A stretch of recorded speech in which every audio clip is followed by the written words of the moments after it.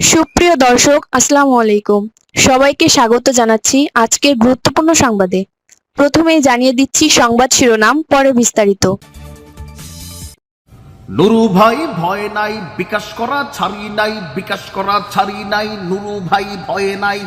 আইরে নবীনে দলে দলে নুরু ভাইয়ের বিকাশ তলে একটা বক্তব্য শোনাচ্ছি, তারপরে বলছি বাকি কথা। বিএনপি কবে ক্ষমতায় যাবে? বিএনপির সাথে জোট করে আসন নিয়ে এমপি হব, মন্ত্রী হব, এই ভরসায় আমরা রাজপথে নাই। এমপি মন্ত্রী হওয়ার লোক থাকলে তো আওয়ামী লীগের নৌকা উঠতাম সাজা নম্বরের মতো। তুই শুনেছেন একটু কনফ্লিক্ট তৈরি হয়েছে, তাই না? যে 6 মাস আগে পরে যে নেতা তার কথা ঠিক রাখতে পারে না। তবে বাংলাদেশে এক পিস মাল, এটা হচ্ছে বিকাশ নুরু ভাই। বিকাশ আসলে যে বিষয়টা, এটার শুদ্ধ ভাষা হচ্ছে ক্রাউড ফান্ডিং।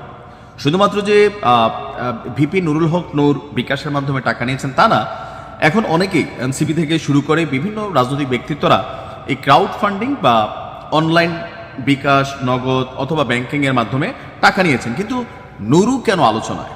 একমাত্র পিস যে শেখ হাসিনার মধ্যে মায়ের মমতা দেখতে পেয়েছেন, জিয়াউর রহমানের মধ্যে তার ভবিষ্যৎ রাজনীতি দেখতে পেয়েছেন, তারিক জিয়ার মধ্যে তার ভবিষ্যৎ বড় ভাইয়ের ছায়া দেখতে পেয়েছেন, এমনকি বিএনপির মধ্যে এমপি হওয়ার যেই গাড়ি, টিকিট, এটা তিনি দেখতে পেয়েছেন।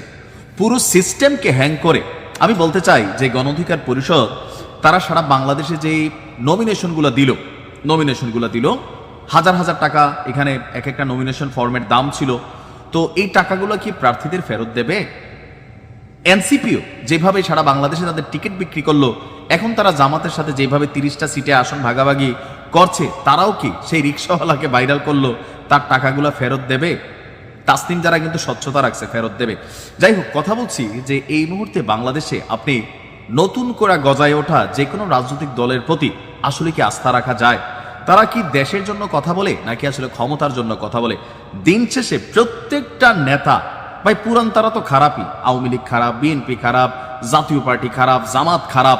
তো নতুন যারা এএনসিপি বা গণ অধিকার পরিষদ বা জুনায়দ আহমেদ সাকির মতন যাদের দলগুলো আছে, বা ফুয়াদ ভাইয়ের মতন দলগুলো যারা আছে, ওয়ান ম্যান আর্মি, মানে নিজেরা নিজেদেরকে ভোট দেওয়া যদি না দেয়, অথবা বড় কোনো দল যদি তাদেরকে ছায়া না দেয়, এরা এদের ভোটের যে জামানত এটাও বাজেয়াপ্ত করবে বা হারাবে।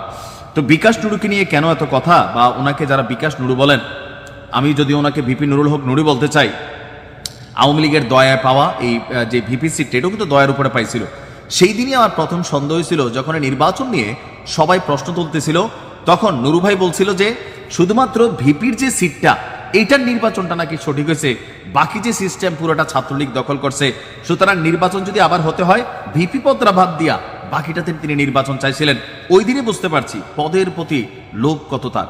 দেখেন, অনেক রাজনৈতিকভাবে হয়রানির শিকার হয়েছেন, মার খেয়ে খেয়ে জাতীয় নেতা হয়ে গেছেন, আর দিন শেষে আদর্শিক জায়গা থেকে কতটুকু বিচ্যুত হয়ে গেছেন।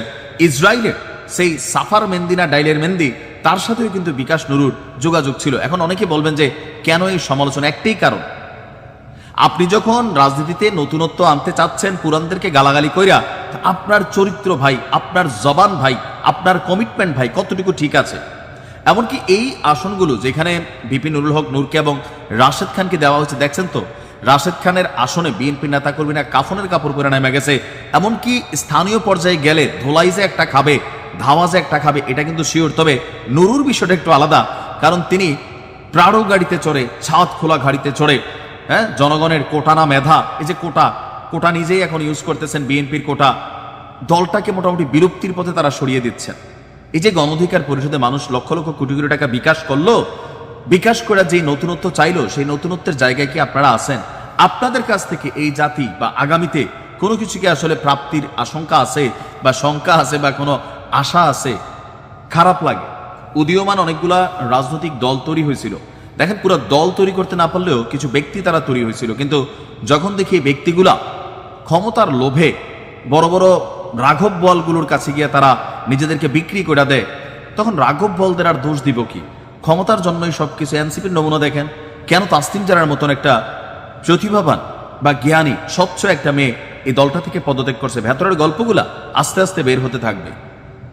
জাতি হিসাবে আমাদের ওই 4টা রাজনৈতিক দলের বাইরে আসলে কারোর উপর নির্ভরতা করার সুযোগ নাই। দিন শেষে সবগুলাই ক্ষমতা, সিট, টাকা এবং লোভের পাগল, আর কিছুই না। ভালো থাকুন।